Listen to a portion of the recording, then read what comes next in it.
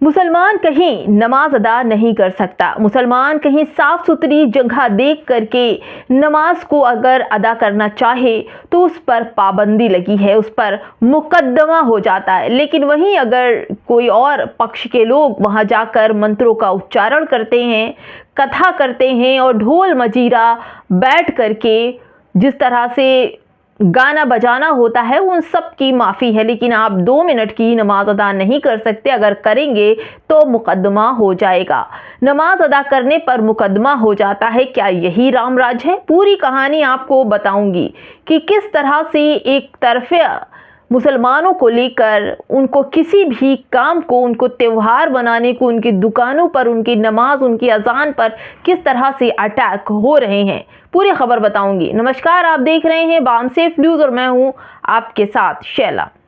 आए दिनों मुसलमानों को लेकर कोई ना कोई ऐसी घटना सामने आ जाती है जो विचलित करती है और एक सवाल मन में आता है कि कैसे, क्यों।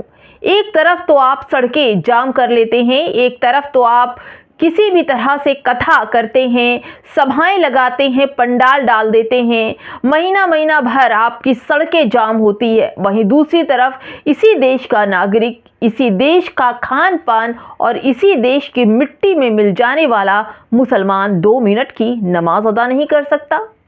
और अगर नमाज अदा कर भी लिया तो उसके ऊपर ये हिंदूवादी जो फौज है, जो मनु मानसिकता लेकर के संविधान को साइड में रखकर, लोकतंत्र को साइड में रखकर जिस तरह से उन पर ऑब्जेक्शन लगाए जाते हैं, एफआईआर की जाती है, दोस्तों बेहद शर्मनाक और अफसोसजनक है।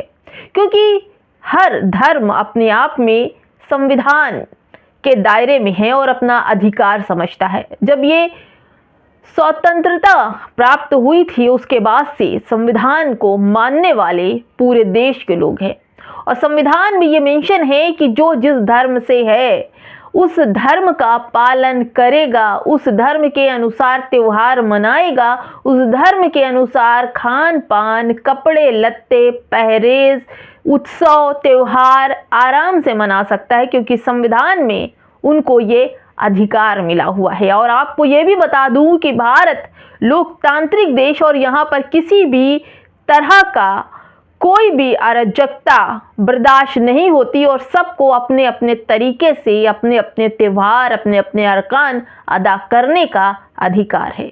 लेकिन इन दिनों जिस तरह से मुसलमानों को एक तरफा टारगेट किया जा रहा है, चाहे उनकी नमाज हो, चाहे उनके अजान, मस्जिदों में जो लाउड स्पीकर होते हैं उन पर अटैक हो, उनकी ज़मीनों पर अटैक हो, या फिर आप कहिए कि आई लव मोहम्मद का एक तख्ता ही जो लिखित है आई लव मोहम्मद, उससे भी लोगों को परहेज होने लगा है।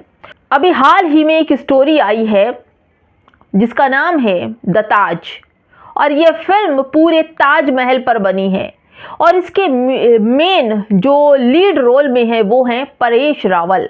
और परेश रावल को तो आप जानते ही हैं, भाजपा के बहुत बड़े नेता रह चुके हैं और साथ साथ आपको ये बता दूं कि ये वो व्यक्ति हैं जो खुद का पेशाब पी करके स्वस्थ होने का दावा करते हैं। दोस्तों, मैं आपको बता रही थी कि किस तरह से मुसलमानों की नमाजों पर अटैक होता है। अगर 2 मिनट की नमाज कहीं अदा कर ली जाए तो उन पर एफआईआर हो जाता। अभी हाल ही में पूरे महाराष्ट्र में यही हुआ था, जब शिवाजी पार्क के अंदर 2 महिलाओं ने नमाज पढ़ लिया था तो वहीं हिंदूवादी संघ के लोग, महिलाएं वहां पहुंची थी और उन 2 महिलाओं पर एफआईआर भी हुई और उस जगह को गौमूत्र से पाक किया गया था कि इस जगह पर बैठकर महिलाओं ने नमाज अदा की। और उससे कुछ दिन पहले एक व्यक्ति ताजमहल गया था देखने और जब नमाज का वक्त हुआ तो वो वहीं जमीन पर ही खुले में घास के ऊपर नमाज अदा करने लगा। उसको लेकर भी हिंदूवादियों के दिल में दर्द उठा और उसके खिलाफ भी एफआईआर हुई। और यही ताज स्टोरी में परेश रावल जो कहानी लेकर, बेबुनियाद कहानी लेकर आए हैं, इसको सबने सच मान लिया। हिस्ट्री पढ़िए, आपको ये समझ में आ जाएगा किस तरह से ये लोग फिल्म के जरिए लोगों को बलगलाने का काम कर रहे हैं। अब दोस्तों, मैं आपको ताज की स्टोरी बता रही थी कि इस ताज स्टोरी को ये बताने की पूरी कोशिश की जा रही है कि तेजो जो महालय है, जो शिव मंदिर है यहाँ पर, और इसको पूरी तरह से पूरा दिखाया गया है, किस तरह से कोर्ट में केस जाता है, किस तरह से जीता जाता है, किस तरह से बहस लगाई जाती, ये सब कुछ इसी ताज स्टोरी में है। लेकिन हकीकत से बिल्कुल अलग है। केवल और केवल ये लोग वो षड्यंत्र, ये पैतरे चलकर लोगों को गुमराह करने की बात कर रहे हैं, क्योंकि हिस्ट्री तो पहले ही खत्म कर दी जा चुकी है कि ना तो हिस्ट्री रहेगी और ना लोग पढ़ेंगे, ना लोग इसकी हकीकत जानेंगे। जो फिल्मों को लोगों ने अपना इतिहास बना दिया है, फिल्म देखकर ही इतिहास को समझ रहे हैं। अब द ताज स्टोरी लेकर आए हैं, वहां पर ना नमाज पढ़ने दिया जा रहा है, ना लोगों को घुसने दिया जा रहा है। लेकिन हाँ, एक तबका ऐसा है जो ताजमहल के अंदर जा करके मंत्रों का उच्चारण कर रहा है और उसको मना करने वाला कोई नहीं, उन पर FIR करने वाला कोई नहीं। दोस्तों, मैं आपको खबर सुनाती हूँ, मुस्लिम स्पेस की खबर है दोस्तों। द ताज महल परिसर में ASI द्वारा नमाज अदा करने पर रोक है, लेकिन उत्तर प्रदेश के आगरा ताजमहल परिसर में कथावाचक बाल विदुषी लक्ष्मी ने शिव तांडव स्तोत्र का पाठ किया है। यानी कि जो शिव का कथा है, जो कहानी है, वो वहां पर जा करके पढ़ा है। 31 अक्टूबर को the Taj story film release हो रही है, जिसमें ताजमहल को तेजो महालय बताया गया है। दोस्तों, ये स्टोरी अपने आप में एक अहम भूमिका में है और एक बार फिर से ये सवाल उठाती है, एक बार फिर से एकता को फिर से दूषित करने वाली यह फिल्म रिलीज हो रही है।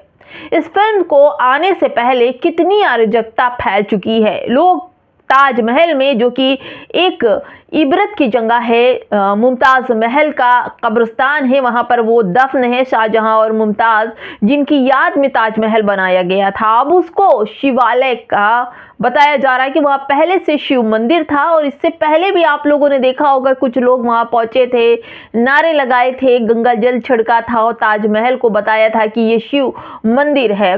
और जब अगर आप देखिए कि कुछ इतिहासकार ये कहते हैं कि ऐसे भी कोई भी साक्ष्य नहीं मिलते, लेकिन फिर भी जिस तरह से मुसलमानों की हर एक इमारत को टारगेट किया जा रहा है, नमाजों पर पाबंदी लगाई जा रही है, वहीं दूसरी तरफ कथावाचक उसी ताज में जा करके मंचों का उच्चारण कर रहे हैं, मंत्र पढ़ रहे हैं और ये बताया जा रहा है कि ये छोटी सी बच्ची जो है, ये विदुषी लक्ष्मी नाम है इनका और ये कथा वाचक हैं और ये वहाँ पर बोलती हैं। दोस्तों, ये छोटी सी बच्ची हैं, इनको इतनी समझ कि यहाँ पर शिव मंदिर है और ये मंत्र पढ़ रहे हैं। लेकिन फिर मैं कहती हूँ, संविधान ने ये कहा है कि जो इस भारत के अंदर है, जो इस भारत का नागरिक है, उसे पूरा अधिकार है कि वो अपने धर्म से हर कहीं भी जा करके अपने धर्म का प्रचार प्रसार, त्योहार, खान पान, कपड़े पहन सकता है। लेकिन क्या सरकार को दिखाई नहीं पड़ता, या सरकार इन उन्मादी लोगों के साथ मिलकर एक तरफा मुसलमानों को जिस तरह से बेबुनियाद तरीके से उनकी हर चीज़ों पर ऑब्जेक्शन लगा रही है, कहाँ तक का ये न्याय है? क्या देश में संविधान, कानून और न्याय व्यवस्था कहाँ है? और साथ ही साथ एक सवाल नरेंद्र मोदी से भी कि क्या इस देश में सबका साथ, सबका विकास और सबका विश्वास लेकर चलने वाले नरेंद्र मोदी को इन तमाम घटनाओं की इल्म नहीं है क्या? हमें कमेंट बॉक्स में ज़रूर बताइएगा।